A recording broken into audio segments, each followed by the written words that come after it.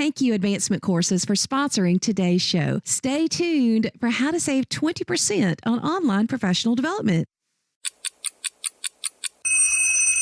Episode 420, How do we connect young adults with reading? The 10-Minute Teacher Podcast with Vicki Davis. Every weekday, you'll learn powerful, practical ways to be a more remarkable teacher today. How can we connect kids with reading? These young adults and middle schoolers, they really need to find a way to love reading. Well, 21-year middle school librarian Karen Scott from Alabaster, Alabama, has some ideas for us. So, Karen, how do you engage middle schoolers in reading? One of the things that I do is make sure that I have books that hits every single genre. I'm probably a little bit more liberal than a lot of people in the South. What I've found is the books that the kids need, if they're on my shelf, they're going to find them. We do tons with graphic novels, and we also do lots with technology to connect them with that because, let's face it, most of the kids do most of their reading on Snapchat. Oh, my goodness. So how do you connect kids with technology? I mean, you don't have a Snapchat shelf, I'm sure. I do not have a Snapchat shelf, but one of the things that I do is that I have books everywhere. It's funny. I find that the books that aren't put back on the shelf are the ones the kids want to check out the most anyway. So sometimes I tell my aide, just leave them on the cart. They're going to take them off there anyway. And they do that. It's the craziest thing. Wow. So you kind of have like a hot book cart and the kids they kind of look there first. I do. And I also have them all over the shelves. I put the newer ones up there so the kids don't have to look for them. And I also, several years ago, genreified my collection, which meant that I put them in the genre that they belonged in. So I have mysteries, I have humor, I have romance, I have fantasy, everything that I thought that they would be interested in. Because what they were doing anyway is coming in and saying, hey, I need a mystery book. Where are your mysteries? So since I've done that, it's kind of transformed everything. Okay, so I'm not a librarian, so you have to help me. What would a typical, let's say, straight-laced librarian say about genreifying your library? Well, a straight-laced one would say, I can't believe you've done that. That's not the Dewey System. But what I'm finding is that the younger ones are all on board because they grew up in Barnes & Noble and other bookstores where everything is genreified anyway. I mean, face it, if you want a cookbook, where do you go? You go to the cooking section or you go to the travel section or whatever section that you're looking for. That's what you do. And this is the generation we're dealing with.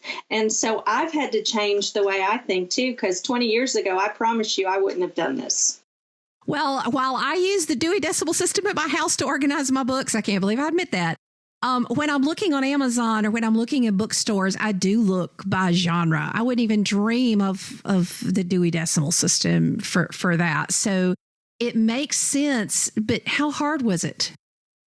Oh, it was a huge undertaking, and it was kind of a disaster at first. I had books everywhere and stacked and trying to get them back on the shelf so they would fit. But I never have any regrets. You know, it just seems like such a long time ago that it all happened. The challenge is to put books where I thought they would be read, because there's some crossover. Some may be like believe it or not, like a fantasy romance. And, I have girls who may not read fantasy, but they'll read romance. So some of them I kind of pushed in different genres just to see if they would be checked out more than they had been previously. And I'm finding that sometimes they are, which is rather interesting. Okay, so let me ask you this. If somebody came in and needed to look for a book, I mean, the old card catalog system, but, even now, I will look up for the local library and then I know how to go find it at the library through the Dewey Decimal System. How do you know, or how does somebody helping you know where the books go? Now, I have all mine labeled with, they have color-coded stickers on them, and there's signs all over the place. But I also have my call numbers start out with the first letters of whatever genre is. So if I have mystery, it's MYS. Fantasy is FAN. So the kids have learned, and we use iPads to look up books, and next to it is the list. So when they look, if they're not totally sure, they'll go, oh, okay, that's sports, or that's, realistic, or that's, mythology. And they know exactly where to go to then based on the color of the sticker, which makes it so much easier. Okay, so let's talk, Karen, circle back to this technology aspect. How do you relate technology to books? Well, I work with a lot of English teachers to create projects. I collaborate a lot with them. And one of the greatest resources that we have, and it's free, and I'm not sure that everybody knows about it, is the American Association of School Librarians Best Website. Every year they put out their 25 best websites that have to do with education that are free. And so I've gravitated towards a lot of them and found some pretty cool sites that we can use. Like I love like Adobe Spark. And what I do with it is I find that we can create videos. We can create like an Instagram page if we wanted to promote a certain book and just give the highlights of it. And it's really easy to use, and it's user friendly and intuitive. So my kids find that it doesn't take a whole lot on their part, and it's pretty quick, which sometimes solves a lot of problems. So they create an Instagram for a book they like, and they print it out in beautiful color. And where do you put it?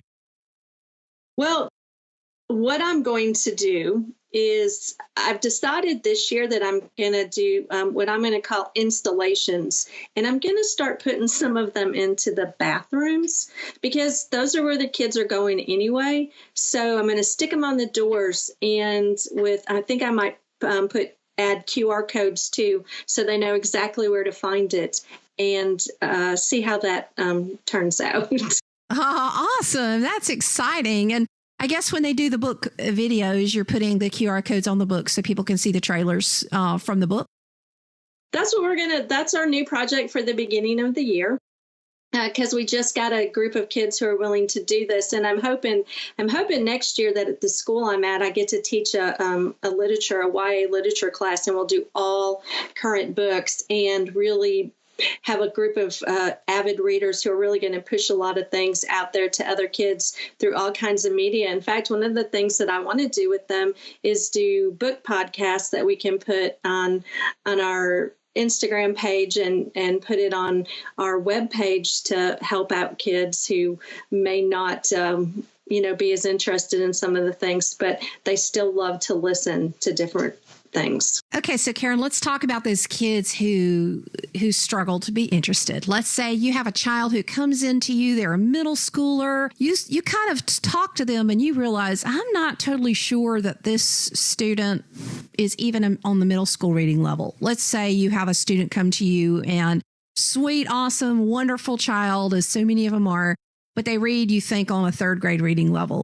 What are you going to do as a middle school librarian to get them to love reading when many could just throw up their hands and say, you know what, this is somebody else's fault. Why did this happen? How do you reach that child anyway? Well, I'll tell you, my go-to all the time with kids like that are graphic novels. Once upon a time, graphic novels, I used to read them as a kid. Of course, we called them comic books back then, but graphic novels are amazing. They really touch these kids in the way they need to be touched. And they are so well done. They're so beautiful. They're on every topic that you can conceive of. And the kids like them because it's not as intimidating. There's not as many words on the page. And when you don't have as many words on a page, you are more apt to read, or at least make more of an attempt than you ever would. So I have graphic novels from, a young age to older that are way more complicated, but from the cover, nobody can tell, and it's a beautiful thing. Well, we've gotten so many great ideas here. We've actually gotten 6 ideas, having books of all genres, having these hot book carts, make it easy for kids to find it. genrifying your collection with color-coded labels, having best websites to really promote the books. And actually, the fifth is to use graphic novels or whatever it takes to interest kids in learning. So, Karen, thank you so much for encouraging us. And we have to remember that kids will be passionate if we're passionate. We have to be passionate about helping kids read, because it is a lifelong, game-changing experience if they can love reading. Thanks for listening. Start off the new year strong by planning your professional development with Advancement Courses. They offer over 200 online graduate-level PD courses in 19 different subject areas for K-12 teachers just like us. And because they're online and self-paced, you can take them anywhere and anytime with up to 6 months to complete. The courses are available for graduate credit through CAEP and regionally accredited university partners, or for continuing education units that meet your state requirements. They're a terrific way to get your PD done, and the courses really focus on creating practical products that you can use in your classroom the next day. Right now, my listeners and blog readers can save 20% off each course with the code COOL20. That's just $120 per graduate credit hour, or $160 for 50 clock hours. So go to advancementcourses.com/CoolCat and learn more, and use the coupon code COOL20. Never stop learning.